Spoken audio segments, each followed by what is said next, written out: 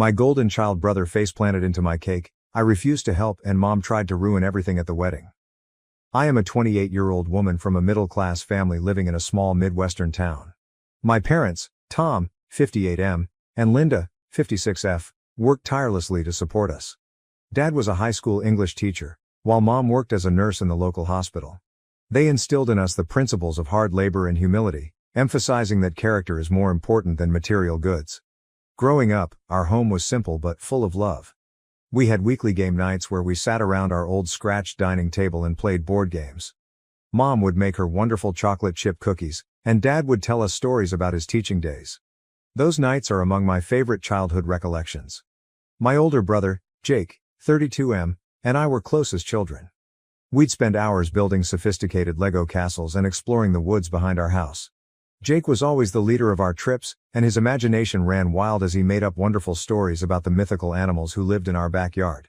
Jake started high school, and things began to change. He had always been brilliant, but it wasn't until his freshman year that he truly excelled academically. His teachers appreciated his intelligence, and he started winning awards in various academic competitions. I was proud of him, but I also felt a deepening shadow as Jake's accomplishments surpassed my own average performance. The real watershed moment occurred when Jake was given a scholarship to Mentor Academy, a prestigious private high school in the surrounding city. It was a great opportunity that our parents couldn't turn down. Despite the financial pressure of additional expenses not covered by the scholarship, they worked extra shifts and reduced spending to make it work. Jake felt as if he had entered another universe the instant he arrived at Meadowbrook. He made friends with children from wealthy homes, began using phrases we had never heard before, and expressed contempt for our modest existence. When he first brought home a buddy from school, I overheard him apologize for our quaint house. I recall feeling embarrassed and angry. This was our house, where we had created so many beautiful memories. As Jake's high school years continued, the gap between us widened. He rarely attended our family game nights anymore, stating he had too much schoolwork or plans with his new buddies. When he joined us, he made snide remarks about our provincial traditions. It pained to see the sibling I once admired transform into someone I scarcely knew. Despite Jake's adjustments, our parents continued to celebrate his achievements. They proudly told anybody who would listen about Jake's flawless grades, his role as debate team captain, and the prominent universities that were already interested in him. Meanwhile, my good average performance and involvement in the school chorus scarcely registered. I tried not to be bitter and focused on my own hobbies. I joined the school's baking club and developed a penchant for making delectable desserts. The kitchen became my safe haven, where I could express myself and be proud of my accomplishments. Mom would occasionally join me in the kitchen, and those moments were our particular bonding time. Jake was accepted to an Ivy League university on the East Coast after graduating high school. Our parents held a huge celebration the day his acceptance letter arrived. They invited the entire extended family, and Jake revealed his attention. I recall standing in the corner of our living room, watching the family fawn over Jake and feeling invisible. I stayed close to home during college, attending a state university only an hour away. I worked part-time at a local bakery to help pay for my education and provide for our family. Jake rarely returned home during his undergraduate years, stating he was too preoccupied with internships or networking opportunities. When he came to visit, he'd tell us about his significant connections and his college pals' affluent lifestyles. Jake was hired by a top consulting business in New York City after graduating from college. He moved into a beautiful Manhattan apartment, and his life became increasingly reminiscent of a glitzy TV program. Meanwhile, I began working full-time at the bakery where I had previously worked in college, gradually saving money with the goal of eventually opening my own. Fast forward to now, and I've finally realized my dream of creating my own modest bakery in our hometown. It's been open for a year, and while it's not making me wealthy, it's doing well enough to allow me to recruit 2 part-time employees and even assist our parents with some of their expenditures. Mom and Dad have been encouraging, frequently popping by to try new recipes or simply chat during slow afternoons. Jake, on the other hand, has continued to move up the corporate ladder.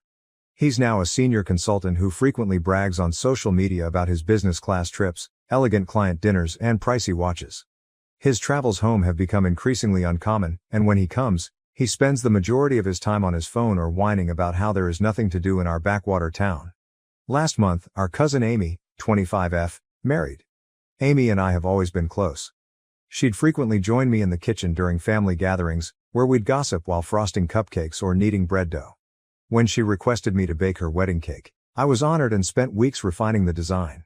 The wedding was a family affair, conducted in the refurbished barn on Amy's fiancé's family farm. It was a lovely, rustic event, with fairy lights hung over wooden beams and wildflowers in mason jars on each table. I arrived early to set up the cake and assist with any last-minute preparations. Jake arrived shortly before the ceremony, dressed in a costly designer suit that seemed absurdly out of place in the barn scene. Throughout the reception, he made loud remarks about how quaint and folksy the wedding was, his voice full of disdain. I witnessed Amy and her new husband's hurt expressions, but they were too polite to say anything. I tried to ignore Jake and focus on Amy's special day. But things took a turn when Jake drank too much. He began flirting aggressively with Sarah, 24F, one of the bridesmaids and Amy's greatest friend since childhood. Sarah was plainly uncomfortable and tried to discreetly excuse herself, but Jake didn't get the signal. Jake slipped and spilled his crimson wine on his pricey white dress shirt and suit jacket. He began creating a commotion, loudly screaming about the cost of the outfit and asking that someone clean it for him. People were staring, and I noticed Amy looking distraught on what was meant to be her beautiful day. Part of me wanted to help Jake, to keep him from exposing himself further and spoiling Amy's wedding, but another part of me believed he deserved to face the consequences of his actions for once. So I remained where I was, pretending to ignore the hubbub. Jake tried to approach Sarah again, and things escalated. He tripped and fell face first into the wedding cake, a 3-tiered masterpiece I had worked on for weeks. The entire room became silent. Jake was coated in cake and icing, looking really foolish in his destroyed fancy suit. He peered around the room, his gaze falling on me. I could see a wordless plea for help in his eyes, a glimpse of the brother I used to know peering through his drunken stupor. But I turned away, leaving him to cope with the catastrophe he caused. Our parents went to Jake's rescue, pulling him up and swiftly leading him out of the reception area. I stayed behind to help Amy and her new husband salvage what was left of their wedding reception. We were able to preserve the bottom tier of the cake, and Amy was gracious enough to joke about the situation, saying it would make for a memorable wedding story. But as I watched Amy bite into what remained of the cake I had put my heart into, I couldn't help but feel a range of emotions: rage at Jake's behavior, guilt for not assisting him, and profound grief for how far away we had drifted. Am I a jerk for not assisting my brother in his moment of humiliation, despite the fact that he has been annoying me for years? Should I have set aside my hatred and intervened to assist him, or was it appropriate to let him suffer the consequences of his conduct for once? Update 1. Amy's wedding took place approximately a month ago, and a lot has happened since then. I thought I'd give you an update on Jake's situation and how things have progressed in our family. I awoke the day after the wedding to a torrent of angry texts from Jake. He accused me of abandoning him and made him appear foolish. Some of his texts were hardly comprehensible, consisting of drunken typos and furious allegations. I didn't answer any of them, figuring that it was best to let him calm down before engaging in any kind of discourse. Later that day, I got a call from our parents. Mom was in tears, and Dad's voice was full of sadness. They chastised me for not assisting Jake, stating I should have set my sentiments aside and aided my brother in his hour of need. I tried to explain my side of the story, but they were too concerned with Jake's disgrace to listen. The call ended with Mom sobbing and Dad telling me I needed to apologize to Jake. I spent the following several days in a whirl of contradictory feelings. On the one hand, I felt bad for not assisting Jake. Despite everything, he was still my brother. On the other hand, I was outraged. Angry at Jake for his behavior, angry at my parents for always siding with him, and angry at myself for still worrying what others thought. A week after the wedding, our grandma, Nana Rose, 75F, asked the entire family to Sunday dinner. Nana Rose has always served as our family's matriarch, the voice of reason in every quarrel. She lives in the ancient farmhouse where my father grew up, which has always felt more like home to me than our own house. I was scared to go because I knew Jake would be there, but I couldn't refuse Nana Rose. As I drove up Nana's meandering driveway, I was brought back to childhood summers spent running around her vegetable garden, helping her make strawberry jam, and listening to her tell stories about our family's past. Nana Rose was the one who taught me how to bake, tenderly guiding my young hands as we kneaded bread dough together. The evening started quite tense. Jake refused to look at me, and our parents ignored me, but Nana Rose, bless her heart, was having none of it. After the main course, her famous pot roast, which reminds me of comfortable Sunday dinners, she cleared her throat and addressed the elephant in the room. "Now I've heard about what happened at Amy's wedding," she said, her tone firm yet sympathetic. "And I think it's high time we had a family discussion about respect and humility." What followed was an hour-long talk in which Nana Rose carefully addressed the difficulties in our family dynamic. She discussed how Jake's actions had been tolerated for years, How our parents' favoritism had caused a schism among siblings, and how my bitterness had grown over time. She reminded us of the ideals that our grandfather, who died 5 years ago, had always attempted to inculcate in us. Grandpa had been a farmer with few words but much wisdom. He once said, "A family is like a garden. You reap what you sow, and if you don't tend to all the plants equally, some will wither while others overgrow." To my astonishment, Jake did not interject or attempt to defend himself. He sat there, appearing more modest than I had seen him in years. When Nana Rose finished speaking, Jake did something unexpected. He apologized. "I'm sorry," he muttered, his voice barely audible. "I've been a real jerk, haven't I?" The room went silent for a moment before I found my voice. "Yeah, you have," I said, but without the rage I had been harboring for so long. Jake went on to say that the wedding incident was not the only thing that had occurred recently. He had lost his position at the consulting firm. Apparently, his behavior at work was as arrogant as it was at home, and his employer had had enough. He stated that he had overcompensated during the wedding in order to maintain the idea of success.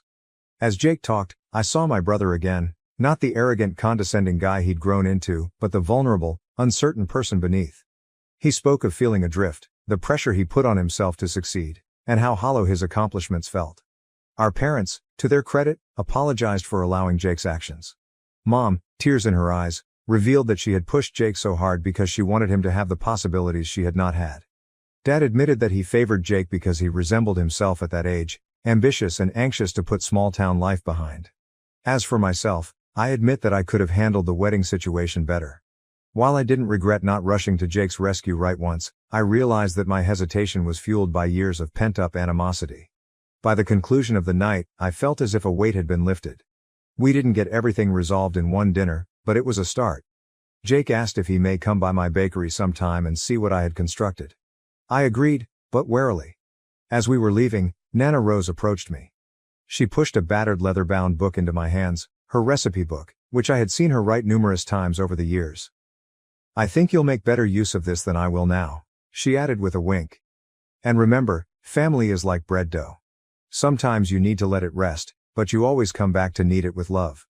It's been a few weeks since that supper, and things have changed. Not great, but different. Jake has made an attempt to be less arrogant, and our parents have been more concerned with treating us equally. Jake has begun to come to the bakery not only to visit, but also to help. He's bad at baking, but he's trying, which means more to me than words can explain. I'm trying to let go of some past resentments. It's not easy. Years of feeling second best don't go away overnight, but I'm working on it day by day. I know we still have a long way to go, but for the first time in years, I am optimistic about my connection with my brother, my home, and our family. I'll keep you all updated as things go. Update 2. It's been another 2 months since my last post, and I wanted to share the progress our family has achieved, as well as some new obstacles that have occurred. Following our family supper at Nana Rose's, Jake and I began to restore our friendship. He's been coming to the bakery on a regular basis, not just to visit, but also to assist out. It began as a disaster. He almost wrecked a batch of croissants and managed to get flour into places I had no idea existed in my kitchen. But he's been persistent, and I must confess, it's been lovely having him around.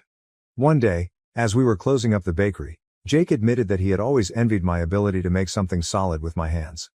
"All those years in consulting," he explained, "and I never got to see or taste the consequences of my efforts. But here, every day, you create something real that makes people happy." That chat inspired us to establish a new tradition of Sunday brunches in which we take turns cooking for each other. Last Sunday, Jake tried to make cinnamon rolls from scratch. They were humorously uneven and little overdone, but the effort meant more to me than any expensive gift he could have purchased in his previous life. Jake has also been volunteering at the local community center, where he teaches basic computer skills to elderly. It's been great to see him use his knowledge to help others without expecting any recognition or return. He informed me that working with the elders has given him a fresh perspective on what is actually essential in life. Our parents have also been making attempts. Mom has been increasingly interested in my bakery, even asking for baking lessons. Dad, who was usually distant, has been trying to connect with both of us equally. He's been assisting me with business planning for the bakery and brainstorming ideas with Jake for potential new career pathways. However, just as our relationship was improving, a new difficulty developed. Our parents, particularly our mother, appeared to be struggling with the shift in family dynamics. About a month ago, we held another family meal, this time at our parents' home. Jake and I arrived together, chatting amicably about a funny event at my bakery involving a mix-up of salt and sugar in a batch of cookies. I sensed something was up with Mom from the moment we came in. She appeared stiff, her smile a little forced as she greeted us. Throughout dinner, Mom kept bringing up Jake's previous employment, asking if he had heard back from any of his important connections. Mom's face sank as Jake respectfully diverted the subject, talking instead of his volunteer work. I could sense disappointment in her eyes, which made me uneasy. Mom called me away into the living room after dinner, while Jake was helping Dad with the dishes, which was another new development. The room was adorned with framed images of our family, and I couldn't help but note how many of them celebrated Jake's accomplishments. High school graduation, college admittance, and first job offer. It was like a temple to his previous achievements. "Emma, don't you think you should be encouraging Jake to get back into the corporate world?" she remarked quietly. "All this bakery talk and volunteer work. It's not really suitable for someone of his caliber, is it?" I was shocked. "Mom, Jake seems happier now than he has in years," I told her. "Isn't that what's important?" Mom shook her head, her gaze drawn to a photo of Jake in his fancy outfit taken a few years ago. "But he had a very promising career. All that schooling, all those opportunities. It all feels so pointless." I attempted to explain that Jake was finding fulfillment on his new route and that he was becoming a better person, but Mom wouldn't listen. She seemed intent on Jake returning to his high-flying corporate career. This chat made me realize a frightening reality. While Jake and I worked on our problems, our parents, particularly Mom, were struggling to adjust to the new family dynamic. They had focused so much of their pride on Jake's corporate achievement that they failed to appreciate the importance in his personal development. Over the next few weeks, this became a frequent problem. Mom would make subtle, and occasionally not so subtle remarks about Jake getting back on track. She'd email him job advertisements for corporate opportunities and discuss connections she could make for him. A particularly heated occasion occurred during a family cookout. Jake was excitedly informing everyone about a group of seniors he had assisted in setting up their first email accounts. The excitement on his face was apparent as he told how one elderly woman had burst into tears over being able to see images of her great-grandchildren who resided across the country. Mom, instead of sharing Jake's joy, merely remarked, "That's fine, honey, but have you considered using your skills for something more substantial? I heard the city's tech firm is hiring." The light in Jake's eyes dulled, and I felt a wave of protectiveness I hadn't felt since we were kids. Before I could say anything, Dad intervened. "Linda," he added gently, "I believe what Jake is doing is quite significant. He's making a significant difference in people's lives." It was the first time I had witnessed Dad openly disagreeing with Mom about Jake's choices, and the tension was evident. Mom pursed her lips but did not protest further. Jake, to his credit, has handled the situation gracefully. He softly but firmly informs Mom that he does not want to return to that life right now, but I can see the strain it is having on him and his relationship with our parents. Dad appears more receptive of Jake's new route, although he does not always stand up to Mom when she starts pressing Jake. It's causing fresh tensions in our family, just when Jake and I were beginning to rebuild our relationship. I'm torn on how to handle this. On the one hand, I want to encourage Jake on his road of self-improvement. On the other hand, I don't want to escalate our argument with our parents, especially because we've only recently begun to confront our prior concerns. Jake and I have discussed it and we are both at a loss. We're thinking of having another meeting, possibly with Nana Rose there again, to handle this new difficulty, but we're concerned about how Mom will react. As always, any advice is appreciated. How do we help our parents, particularly Mom, understand and embrace Jake's new direction in life? Update 3. It has been another month since my last post, and I am pleased to announce that we have made tremendous progress in our family situation. After much deliberation, Jake and I decided to approach our parents directly. We invited them and Nana Rose to my bakery for an after-hours family meeting. We hoped that neutral territory would assist to keep things quiet. I was nervous all evening before the meeting. I spent the afternoon stress baking, resulting in an oversupply of cookies and muffins to place out on the tables. As people arrived, the bakery filled with the familiar aroma of freshly baked goods, a perfume that always makes me think of home and family. The conference began tensely. Mom was protective from the beginning, arguing that she simply wanted the best for Jake. Dad was relatively quiet, but you could see the conflict on his face. Nana Rose sat silently, her wise eyes absorbing everything. Jake talked first, gently explaining how much pleased and fulfilled he was in his new life. He discussed how satisfied he was with his volunteer work and how he was considering starting his own small business after being inspired by the success of my bakery. "Mom, Dad," he continued, his voice firm but tearful, "I know you wanted the best for me, And I appreciate everything you've done, but the corporate world wasn't making me happy. I was constantly anxious, didn't sleep well, and felt like I was losing myself. For the first time in years, I feel like I'm doing something worthwhile. I told Jake how delighted I was of his personal development and how our relationship had improved. I also expressed my dissatisfaction with Mom's persistent pressure on Jake to return to his previous lifestyle. Mom didn't take it well initially. She became distraught, expressing her inability to comprehend why Jake would toss away his degree and chances. "We sacrificed so much to give you those opportunities," she continued, her voice breaking. "How can you just walk away from all of that?" That is when Nana Rose walked in. Nana Rose addressed Mom with a straightforward question: "What's more important to you, Jake's resume or Jake's happiness?" That question appeared to stop Mom in her tracks. For a time, she was speechless. Then, to everyone's amazement, she began crying. Mom revealed through tears that she had always been insecure about our family's modest origins. Jake's corporate success had been a source of pride for her, a way to demonstrate that our family could succeed in the world. Jake's departure from that existence seemed to her like a step backward. "I just wanted you to have everything I never had," she replied, addressing both Jake and myself. "I didn't want you to struggle like your father and I did." It was a watershed moment. For the first time, we all understood why Mom behaved the way she did. Dad, finally finding his voice, acknowledged that he had given in to Mom's pressure on Jake because he didn't want to disappoint her, despite his own pride in Jake's new path. "I see now that we were so focused on external success that we forgot about what really matters," Dad stated, his voice full of sorrow. "I'm sorry we put that pressure on you, Jake, and Emma. I'm sorry we didn't appreciate your path as much as we should have." The conversation that ensued was open, emotional, and ultimately therapeutic. We talked about redefining success and the importance of personal pleasure over cultural expectations. Mom began to see that her actions, while well-intentioned, had been damaging. Nana Rose told us about our family's history, including great-grandparents who survived the Great Depression and Grandpa's decision to become a farmer despite his own parents' objections. "Our family's strength," she told me, "has always been in our ability to forge our own paths and support each other, no matter what." By the end of the night, we had reached several key agreements. Our parents would appreciate Jake's decisions and not stress him on his profession. We would hold regular family meetings to check in and handle any issues before they escalated. We would all work on expressing our emotions more openly and honestly to one another. We'd rather encourage one another's happiness than try to meet external standards. While we were cleaning up, Mom approached me. She grabbed one of the cookies I had cooked earlier and took a nibble. "These are wonderful, Emma," she replied softly. "I'm sorry I didn't appreciate your talent as much as I should. Are you willing to teach me how to create these?" This simple request seemed like the start of a new chapter in our relationship. Things have greatly improved in the weeks since that meeting. Mom has ceased sending Jake job postings and has even expressed an interest in his charity activities. Last week, she stunned everyone by asking Jake to teach her basic computer skills, exactly like he does in his community center lessons. Dad has become more vocal about his support for both Jake and myself. He's been assisting me with some business planning for my bakery and brainstorming ideas with Jake about his potential new business endeavor. As for Jake and me, our bond is only getting stronger. Our Sunday brunches have become the highlight of my week. Last Sunday, Jake attempted to make a pie from scratch using one of Nana Rose's old recipes. The crust was a little tough, and the inside was runny, but we laughed together while eating it, planning his next baking attempt.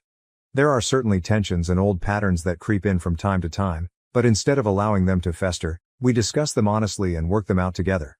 I know we still have work to do, but I'm so pleased with how far we've gone as a family. Jake's embarrassing event at Amy's wedding, as unpleasant as it was, proved to be the trigger for significant positive change in our lives. Thank you all for your encouragement and wisdom along this trip. Your perspectives helped me navigate these difficult family relationships. While we are not perfect, we are learning and growing together, which is what truly matters. Thank you for watching. If you haven't subscribed yet, please do so and hit the notification bell to stay updated with more shocking real-life stories happening around you.